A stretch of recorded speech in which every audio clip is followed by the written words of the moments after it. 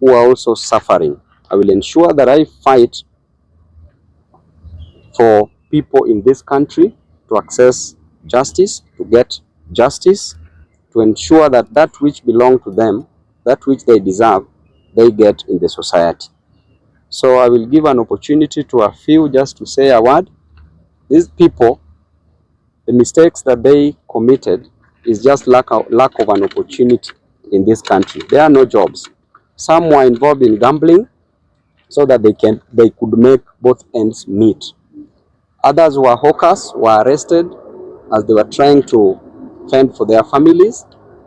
Others are border riders. They were involved in petty cases. Some were arrested by Kanjo, as I've said, the hawkers. Some were drinking, and they were drinking because they had hope, but they saw that the hope is lost and they could drink.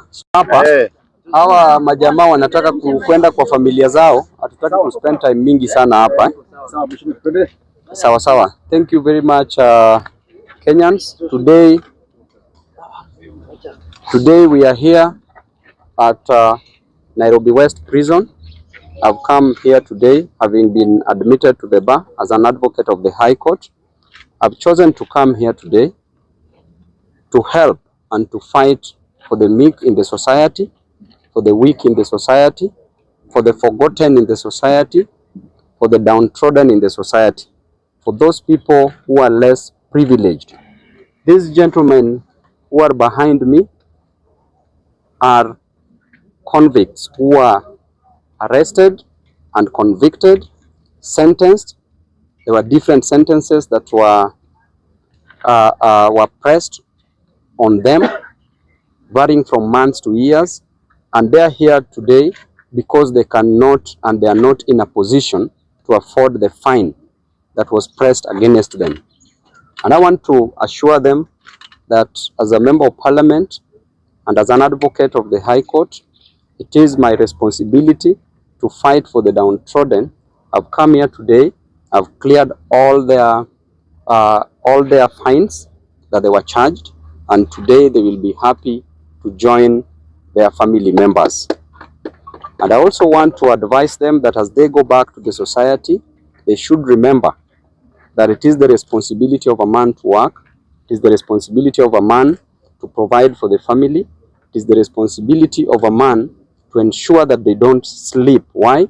Because the Bible says that a little sleep, a little slumber, a little folding of the arms, and poverty will attack you like an armed robber.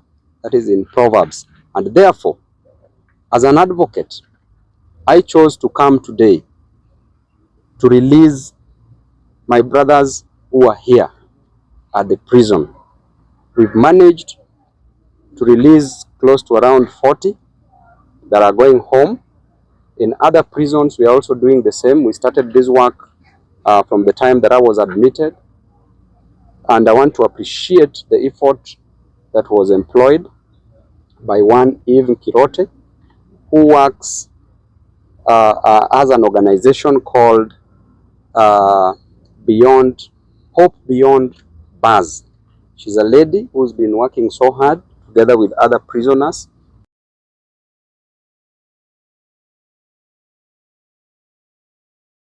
to ensure that the welfare of prisoners in this country is well maintained.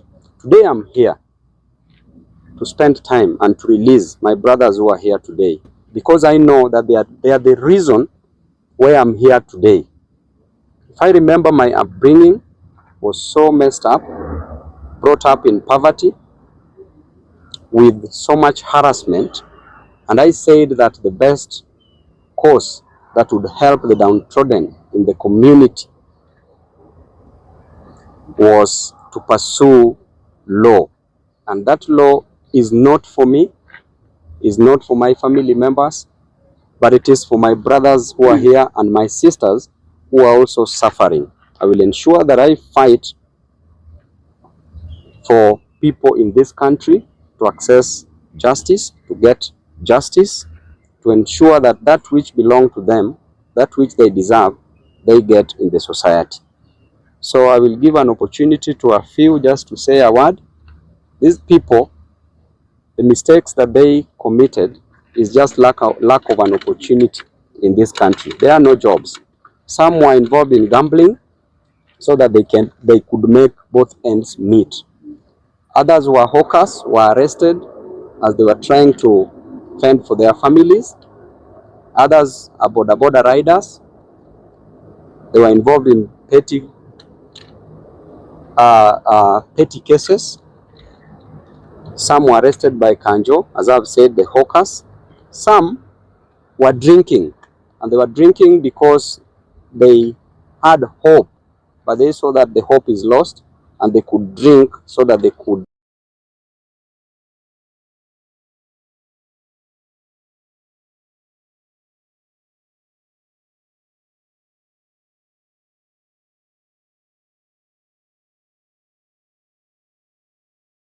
forget the challenges that they face in their day-to-day lives. So I will give them an opportunity to say a word. How many are they? 40. There are 40. We are going home with some. The magistrate has not signed the release orders for some, who will be released tomorrow, others on Monday. But a total of 40 in other prisons also, we've done the same. The total that we are releasing in Nairobi prisons is close to around 200 convicts, and even those who could not manage to pay their cash bail. Are you intending on going to other counties?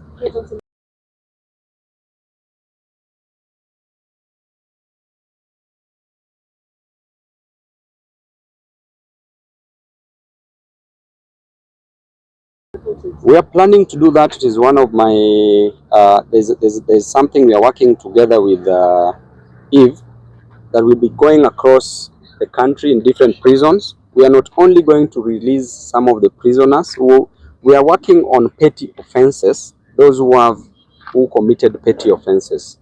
Those are the people that we want to focus on. And in addition to that, we are also planning to go around other prisons to teach them. There are those who are doing examinations, they are doing exams, KCP, KCSE. We are going to also teach them, equip them with knowledge so that they can pass the exams. We are also going around to talk to them. These are our brothers and sisters. These are the forgotten in the society. So we also want to encourage them and tell them that this is just a hurdle in life. It is not the end of life. Just like an athlete who jumps over the steeplechase, they need to focus on their vision, not just the arrest part of it. So this is just a stage in life. Maybe among the 200, are there also women? Of course, there are also women that we are working on from Langata prison. It's only that we've come here slightly late, but we are working on that. And I've told you that they're close to around 200, both men and women. Maybe just a clarification for the ones who released on the petty offenses. Maybe in terms of the cash bill, maybe how many did it make? Is it 5,000 to 10,000 or the cash bill? No, there are fines and also there are cash bill, which are varying from 2,000, 5,000, 15, 20,000, and even 30,000. Yes. So let's give them an opportunity. At least mseme kitu kimoja na mjue this is not the end of life. You still go back to the society. Wewe jipiganie kama mwanamume. Bora ufix your mind, ujue your attitude will determine your altitude kwa maisha.